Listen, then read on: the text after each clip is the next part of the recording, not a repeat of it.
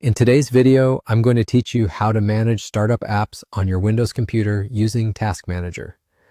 This is a useful tip that can help you boost your computer's performance by controlling which applications run automatically when you start up your device. With fewer programs launching at boot, you can speed up your startup time and reduce the number of background programs consuming your computer's resources. To get started with this process, the first thing you'll need to do is open the Task Manager. This might sound a bit technical if you haven't used it before, but it's actually quite simple. You can open the Task Manager by right-clicking anywhere on your taskbar, which is the bar usually found at the bottom of your screen displaying open applications. Once you've right-clicked, a menu will pop up. Just look for the option that says Task Manager and click on it. Once Task Manager opens, you'll see several tabs at the top.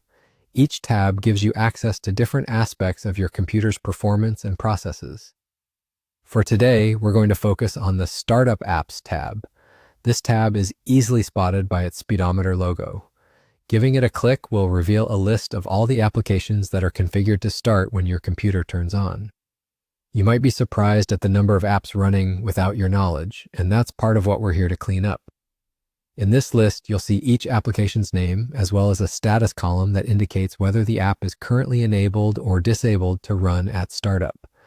This is where you get to make some decisions. If you find an app you'd like to remain running at startup, then make sure it's set to enabled. If you see an app that you don't need running every time you power up your computer, you can choose to disable it.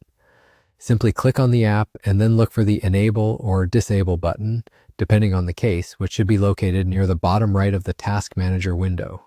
By toggling this setting, you can significantly influence your computer's startup time and overall speed. After you've carefully decided which apps you want to enable or disable, you're all set. That's about all there is to it. You've now successfully managed your startup applications through Task Manager.